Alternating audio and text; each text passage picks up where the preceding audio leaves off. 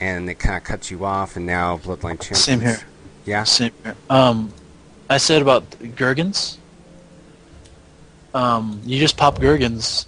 That's why I like the Gurgan Medallion, because it gives you a barrier, and it's like a bandage. It's like, oh, I got initiated on, but it's okay, because I have a shield. Yeah. I'm just trying to reconnect to the game right now. They're probably jumping straight on me. This seemed like it happened last time. Occasionally, I'm probably getting like a little bit of a hiccup in my internet connection or something like that. I don't know what it is. But you were mentioning, you were saying Gurgans? Gurgans, yeah, the shield. A lot of people generally like to use the teleport medallion. I personally don't, because A, it costs more energy, and it's not, you're like, oh, it's just 10 more energy, but you can't look at it that way, because if you're at 30 energy, then one more heal will get you to 40 or so, and then you can use, if you spend your energy using your EXs and you're down to like 30 or 20, you gotta build back up to 50, which is generally too long. Like, yeah, 50. Like, here's why the teleport medallion isn't amazing, is because, let's say, if you want to use your EX sphere and then something happens, you need to get out of there. You use your EX sphere, you're down 40 energy. If you wanted to teleport away, you would have had to have been at 90% energy in order to fear and then Gurgans, or fear and then teleport.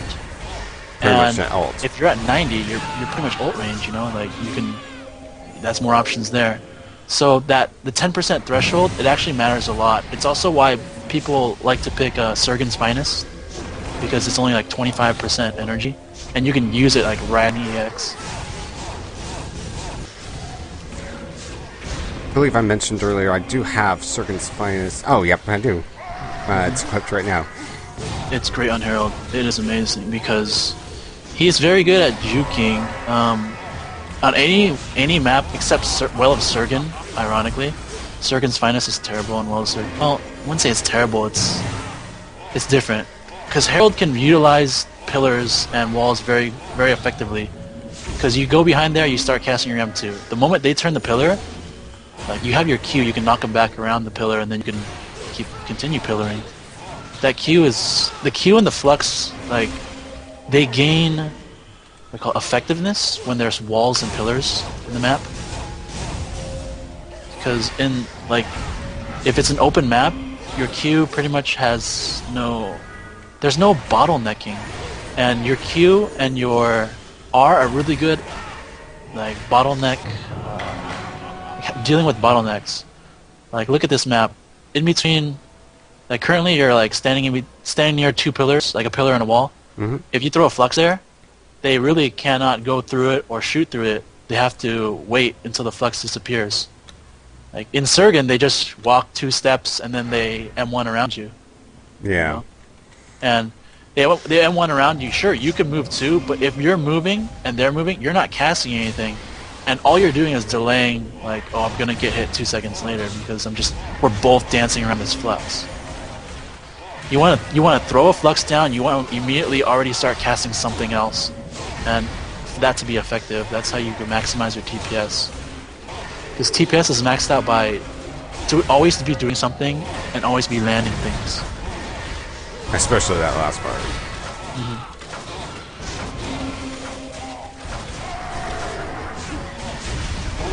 Oh, I've been talking about the strengths of Herald, but I haven't talked about his weaknesses. Oh, yeah? He's one of the... He has slow movement speed, and his M2, it heals him for 14, and if they hit you, it deals you for 5, but that's the thing, if they hit you, you generally don't even want to get hit in the first place in this game. So he actually cannot deal...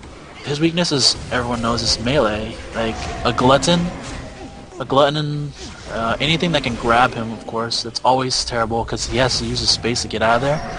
But any melee on him, it's a pain to deal with. You pretty much have to land your fear.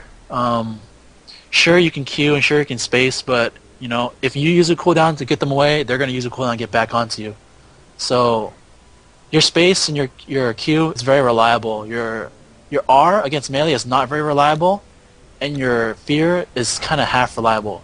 If you miss your fear on a melee, you're pretty much you're gonna get hit for the next 2 seconds, maybe 3 seconds, and it's not.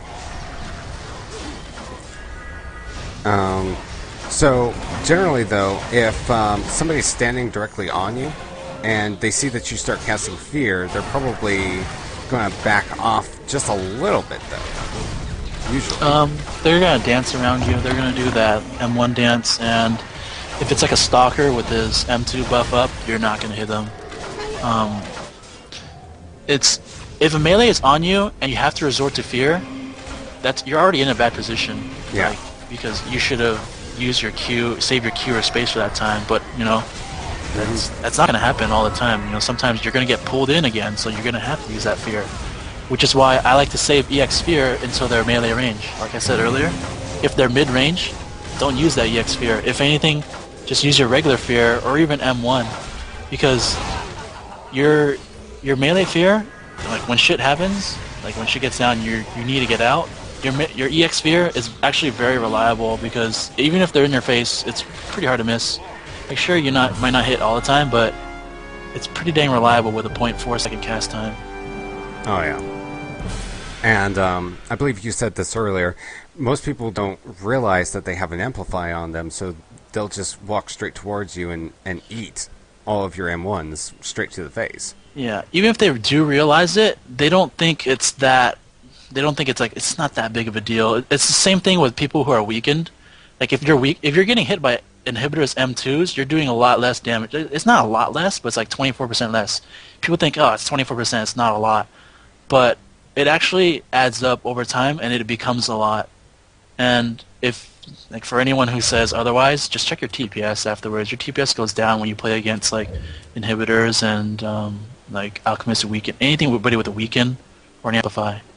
That's why harbingers get so much high TPS easily, because of the amplify. Mm-hmm. It's kind of skewed to make them do more damage. I mean, I'm talking about TPS, like it increases your TPS, but TPS is a reflection of what happens in the game. You'll find that when you ultimate somebody, and then like within 1 or 2 seconds they get hit by once, and then they get hit by 1 or 2 M2s. They space away, and then your ultimate's like, okay, they only got hit once. But when you check your score afterwards, your Time Fever does about 30 or 40 damage per. Like if you ultimate 2 people, you're locked down with your 32 damage. And when you check your stats afterwards, your Time Fever also does about 32 damage. So it is quite a big number. It's almost about 60 damage per person, which is pretty powerful. Wouldn't say per person. It's kind of variable, because you don't know how many targets you're hitting, and if they stay for that long, I can't even put a number. The range is the range of how much Time Fever will do, like anywhere from between 0 to 70. Like per whenever you cast your ultimate. Yeah. And we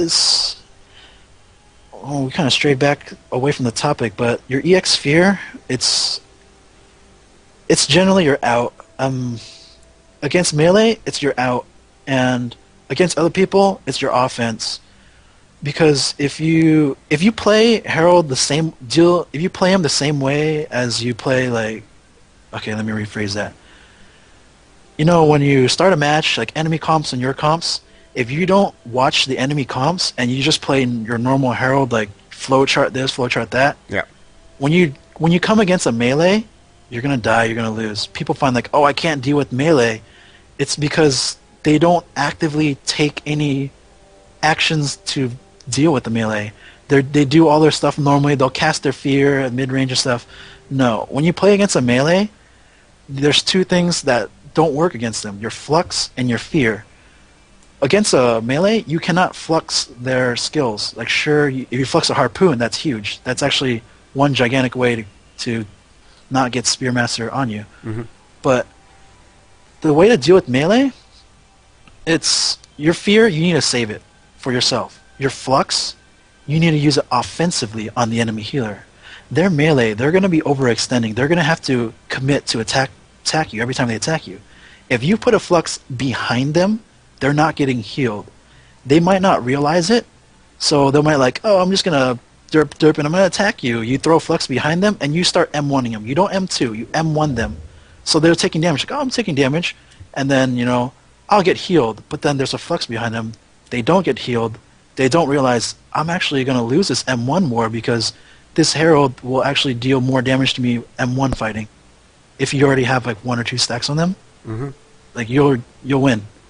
If you have a Q up, this is guaranteed you will win because one, you push them away so you get 1 extra M1.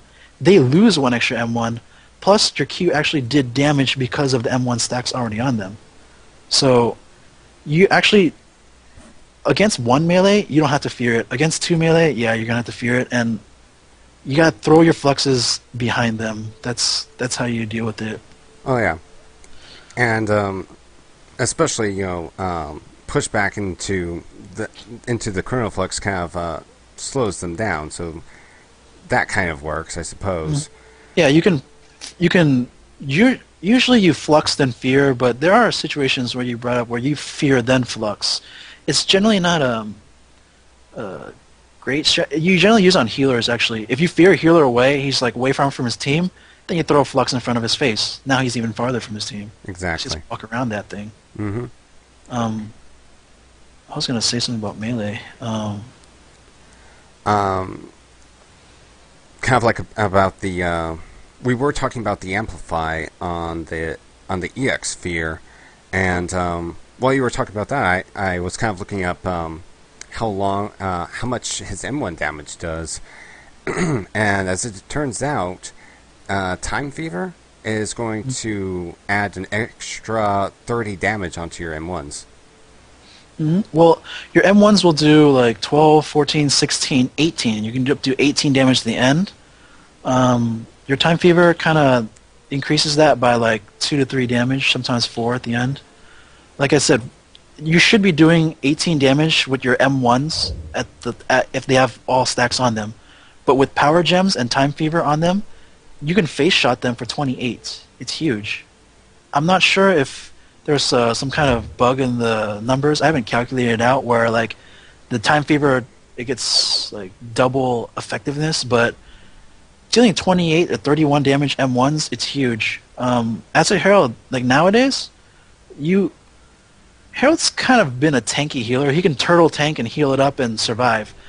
But now that the game's changed a bit, he can do that while being offensive. Like, if you're M1ing me, I'm just going to M1 you back, and I will win. If it's a Harbinger with a Harbinger with Hemo on you, you will always lose, period. You will never win, no matter what. A Harb with a Hemo on you. Yeah. But other than that, you can just stand in M1, and it's fine.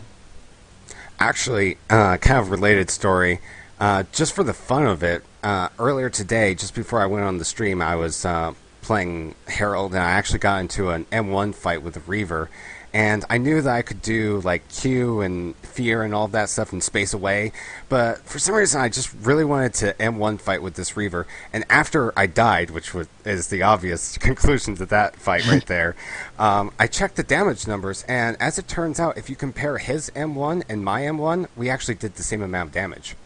Yeah, that's what I said earlier, that Reaver and Spearmaster might be the only 2 characters that can go toe-to-toe against you. And you're going to have to compensate with your Q, but then again, they're going to compensate with their Qs and stuff too. Yeah. So, and of course that ends up doing more damage. Those, like, against a Ranid, you actually... A Ranid... I also main Ranid too, so a Ranid against a Herald... it's been calculated that a Ranid who does 1 or 2 M1s is really efficient. If a Ranid stays any longer and does any more than 2 M1s against you, the Ranid will lose the fight. Really? Just because there's 2 cooldowns on his M1. It's kind of weird. You're gonna have to look up, if anyone's interested, you have to look up to the forums on this. It's kind of hard to explain. You have to read up on it. Yeah. But like anybody except a Harbinger with a Hemo and the Spearmaster and the Reaver, those are the ones you don't want to M1 war against. You do want like 1 or 2 M1s, and if like a Reaver jumps on you, he already has a stack of M1, I just keep on continuing M1 because I know that soon he's going to silence me. And when he silences my M1, I'm going to switch to M2, and it's fine. Well, yeah. Whereas, but Usually use the ability that that you're okay with being silenced. yeah, and I kind of treat like Herald as an inhib, like, oh, my M1 silence, I'm gonna M2, or oh, my M2 silence, I'm just gonna M1, Yeah. because it's like TPS wise, like you kind of gotta think of everything efficiently, and the best way to think efficiently is looking through numbers like TPS. Your M1 does about like 12, 14, 16, 18 damage. Your M2 does 14, sometimes 19, but usually gonna be 14, 14. So if you look at it, M1 versus M2, it achieves about the same TPS. It's just a matter of, do you and the enemy both want to lose 14 HP, or do you want to stay at a standstill, he deals damage to you, but you heal it back up? Yeah. And it's like, do you want to turtle it, or do you want to make the games go faster? But then that kind of depends on if you have recovery health or not, because if he takes 14 damage away from your normal health and then you add 14 recovery health, you've actually mostly lost more than you gained. So if in that case, if you only have normal health left, are you saying that M1ing might actually be better than healing it back up? It's judgment. Whenever I play, I'm kind of balls to the wall. if they're gonna one-on-one me, I won't mind if I get down to 20%. If it will kill them, I won't mind. That's just how I play in a one-on-one situation. Of course, I'm looking to see, is there any enemies nearby that will swap onto me? Because if that happens, it's gonna suck. I'm gonna die. I have 20% HP. I can't deal with that. But if you're just isolated, you're one-on-oneing, you can just just continue. It's just M1, M1, M1, and sure, you both lose HP, but you're eventually gonna win the war. But like I said before, this is only possible if your teammates are self-sufficient, because if you're going off in the corner and doing your one-on-one match, your teammates aren't getting healed. So that's why I'm saying, like, having teammates who have self-sufficient healing, it gives you more options to do anything, actually. Yeah. Because previously you're just stuck with, I need a turret heal, I need a turret heal. That's the only thing you can do, and that you're kind of stuck doing that. And doing that flowchart thing that you're essentially saying, a flowchart kind of style of play doesn't allow very much room for, and then I'm going to heal my teammates right here. If you're going from some preset, I will do this ability followed up with that ability sort of thing. Yeah. It's kind of like, if this happens to me, I do this. Generally, flowcharts are kind of effective, but once you adapt a certain flowchart, if the enemy figures it out, they're gonna find ways to adapt to you, and you're gonna change the way you play. So by being an offensive herald, you actually increase your options. You be not only less predictable, but you have more options to do anything. So yeah, you can either go into your kind of defensive flowchart, or kind of like your offensive one, and that gives you more strategies to choose from, and thus become more predictable, or it's harder to learn what your style is. Now, I've been watching the clock here. We started off at 5 o'clock, and I wanted to end it at 6 o'clock. However, we haven't had all that much gameplay. If you don't mind, I would like to have you stay for just one more game, so that we can just end this on kind of like a gameplay thing, and then after this game, we'll end this. If it doesn't matter. With you. We have another hour until the tournament starts. Doesn't matter, as long as it takes. Okay. Which map is this? And also, being offensive healer, the enemy doesn't have to worry about 2 DPS. They have to worry about 3. Oh yeah. And if one of your teammates just runs around and does nothing, kind of distracts, as long as they're distracting someone, you're actually, it's really effective. I wasn't trying to say. Where's this jumbled up here? Well, if actually, because I know exactly what you're talking about, I kind of do this as Thorn sometimes. Is I'll get 2 of the enemy 2 of the enemies, and I'll just kind of dance around saying, "Hey, pay attention to me." Meanwhile, Yeah. they don't even realize that their third guy is over there just getting 2v1'd, and he's overcommitted. So you're kind of saying something like that. If one of your teammates is being Mr. Hey, pay attention to me, you can try and DPS down the healer while one of your DPSers helps you. Correct. Yeah. So like, you know, if there's a 2-on-1 with your buddy, you have a 2-on-1 with their buddy, with them, the enemy. So you gotta trust your teammates that that he will survive faster than the person you're trying to kill. That's just what it comes down to. And a Herald who plays offensively has the option to do that instead of, oh, my one teammate in the corner is being trained, I need to turret heal this guy. And you're kind of caught in between two fights, and it's a bad position when you're caught in between two fights. You don't know what's going on. This goes for any healer. Mm-hmm. So we're going up against a team here that has Grimrock on it, and he's actually not going very... Oops, I just died. He's not going very offensively, but if he did, I would like to think that he's probably going to do the Claw Fury and then 3 M1s, and I'm not going to win that M1 fight. What would be my option instead if I didn't have Q off of cooldown? You would have to space through him. Generally, when a Grimrock hits me, I try to space before the Claw Fury hits me at all. Yeah. Or I try to space through them after they Claw Furied. Your space is probably the best option. Like, there's many ways. Yeah, a lot of people generally use everything and save space as last resort. I personally do the opposite, just because people don't. I probably shouldn't say that out loud. Against me, nah, it's all good. Like, if you space first, they're not gonna expect it. You're already in a good position, so they're gonna have to reinitiate on you. You know, so it's kind of a rock paper scissors ish type of style.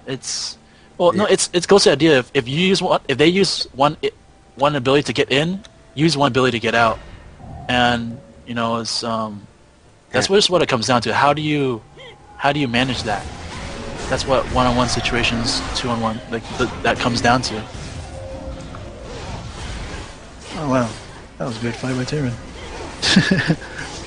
Oh yeah, I thought that one was gonna keep kind of bad. Oops, what did I just do? I accidentally just used my X2 for no reason. You're probably gonna see that in a bit. So there's also a Ravner here on this team. Mm-hmm. That's when a Ravner jumps on me. I don't even bother with the Q. I just space through him. Period. It's your only option, because you Q him, he's gonna get back onto you because he has speed and you don't. Yeah. So now that you're far away, he has to reinitiate on you. He can either M2 you, he can try to E you, or he can Q into you. And every single one of those abilities you have an option against. If he decides, oh, that was a good leap. All right, let me skip that train of thought. If a Ravner tries to ultimate, you can actually like fear him and hit him in between the ultimates if you're good enough the timing between each Goomba Stomp. And there's many a times where I would space through him and actually kill the Ravner before he gets a second Goomba Stomp off. Herald has kind of a lot of... Not Herald, anybody can capitalize upon that Ravner like that. Anyways, back. What was I saying? What did I cut myself off with? Ravner spaces on you, you space through him. Now Ravner can M2. If the Ravner decides to M2, you R. If the Ravner decides to Q, you just M2 and wait, and then start casting your fear. And if... I'm seeing things 6 seconds after you, so I can't comment too much. Mm-hmm. Oh, just keep on going the way that you are. That works perfectly fine. It's just, against each bloodline, Herald in a bad situation is worse off than other bloodlines in a bad situation. Like, if they're already in your face, your R will do nothing. And your E, if you don't have energy, it's a really long cast time. So that's why if he has no energy, it's a really bad situation for him to be in, which is why I don't use the teleport medallion, because it costs 50 energy.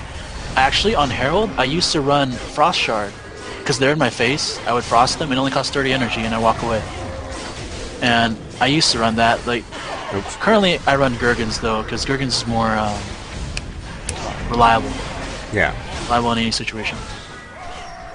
And I like the idea of the Frost Shard, especially on Herald. When I was looking at that medallion, I was thinking that it was a perfect combination for him because you already have a knockback. And if I remember correctly, Frost Shard actually has an amplify on it.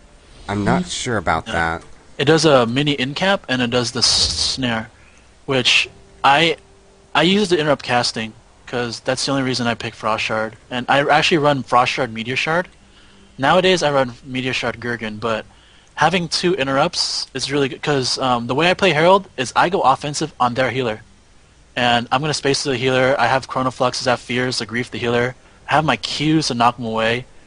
Like an Alchemist, if I play against an Alchemist, unless it's a good Alchemist, he's not going to get any cast off. Because A, I have my Q, I have my Fear, I have my Frost Shard, and my Meteor Shard. I have so many ways to interrupt him. Oh, yeah. And if he does get a cast off, I also have my Chrono Flux. To reflect it, yeah. Yeah, if I already get a good... Like, if I get one thing on the Alchemist, I can keep that combo going and grief him. But it goes the opposite way, too, because if he sleeps me, he's going to do his stuff on me, and it's kind of a pain. Mm-hmm. But you can always... Oh, your space. Herald space. I should have talked to us at the beginning. His space can immune, like, everything. It makes him immune, so... like Ranid's ult. Yeah, Ranid's ult. Some characters, when you get weakened by Deadly Injection, if you space it and immune it, sometimes you actually still take a little bit of damage and the weaken effect. Herald, he's completely invincible to everything. Mm-hmm. The thing to know about that, though, is that if you have a Ranid ult or a Seeker ult, even though you're space, your allies are still taking damage. So yeah, if you space through an ally to heal him for 24, they're still going to take 24 damage from the Venom explosion and the Storm explosion. So you got to keep that in mind. But it does help a little bit. I was kind of trying to figure that out earlier because sometimes a Ranid will get 2 teammates, myself included, or something like that, and I'm always sitting there trying to think to myself, what can I do for my teammate? And spacing through them, yeah, that might actually... It doesn't help them like a shield would, for instance, but yeah, it does heal them a little bit. If you can, like, it blows up in 4 seconds. If you can space them on the 3rd second and then land far enough away so the explosion doesn't hit them, that will help. So there is a way you can space through an ally, get him healed up, and then still be invulnerable for the Venom explosion. That just comes with practice. Mm-hmm. Storm, it's a little bit harder because it blows up faster. So you won't be able to get a good position in order to do that. But Ranid Venom is very easy to deal with. It also comes in practice. I also play Ranid, so I can do that easily without even thinking about it. Yeah. Without even looking at the debuff, that's the... Oh, I never even look. I just count. Mm-hmm. I don't even count. I just start casting. It becomes muscle memory after a while. Yeah, I have been playing the game since like beta, so... Oh, really? Oh. Yeah. I joined a little bit after Reaver was introduced into the game. That's about when. Okay, so I think that wraps everything up. Did you have any other tips or ideas that you wanted to share about Herald? That people should not think of him as a defensive turtle healer anymore because it doesn't work anymore. Yeah. I should have said that at the beginning. It just doesn't work anymore. It seems to be kind of like the going theme that we had for this episode. It seems to be kind of revealing Herald as more of an offensive support kind of character as opposed to sitting in the back just dealing out healing and support or something similar to that. Definitely. He's still a viable healer, but all the other healers are so much better at healing and overall better, so his niche has kind of become offensive because why pick a defensive Herald when defensive Blood Priest or defensive Pump can do the same thing? Mm-hmm. And actually an offensive Pump can provide as much healing as a defensive Herald just because she'll get her ultimate up and that's how she'll do it. But yeah, that's the theme of Herald. He's offensive now, and I just don't like to see people who are defensive with him. And the traits that you build with him, the medallions that you gotta think offensively with him. Think of him as a DPS who can heal, and a DPS who everyone likes to target, but you can heal. That's what he is right now. Mm-hmm. Oh yeah, I definitely love targeting heralds because I feel like they only have one out really, and once they blow it, I can just DPS them down. Yeah. But if they play offensively, then it throws a little bit of a different mechanic into it. Yeah, it kind of forces you in a disarray because you're like, I'm losing a lot more HP. Should I really commit against this guy and try to kill him? I'm not sure if I can do that. Mm-hmm. I also want to go really quick about the traits. Herald, I should have said at the beginning, Herald is the Death Dealer trait. It's amazing on him because the amplified, if you amplify a target and they get killed by somebody else, more likely than not, you are going to get awarded the killing blow, which means you get awarded the 200 real HP and 10 energy. Oh, really? So, yes. Oh, so it actually gives you back real HP. Correct, real HP, not recovery. That 200, it's not modifiable by power. So when you last stand, you might get healed like 160, 170, but that's still not guaranteed because if they don't hit your shield, then you don't get it. And what if a poison ticks you to last stand? You know, you wasted your last stand on a tick of poison. So Death Dealer is one of the best tier 8 trait. It's really good on him. And there are situations where last stand's good. Like, you know, I'm not gonna downplay last stand. Like, last stand is a good because when you need it, it's there. But Death Dealer, a lot of people consider using that skill because 10 energy is big. But 200 real HP, it's better than a 150 damage shield that's not guaranteed. Yeah, but that's a really good kit. That's a really good tip. I'm really thankful that you brought that up. Mm-hmm. But you know, it doesn't work with everyone's playstyle. Like I've debated this with a lot of people, but Last Stand is effective because it comes up when you need it, not all the time because you know you might get ignited down, but like when you. If you need to get healed one more so your space gets off cooldown, that Last Stand will save you a lot than Death Dealer. But it also goes the other way. If you got a killing blow earlier in the match, you wouldn't be at 100 or 10 HP. You'd be at 30 HP because of Death Dealer. So yeah, just want to give that out there. Okay. Thank you for being on the show. I know that we didn't have all that much gameplay. We kind of had a little bit of team problems here, but did the best that we could. I'm really thankful that you were here, giving a lot of tips. You were really great. That was DonTe, everyone, and I will see you guys next time. All right. It's easy. You too.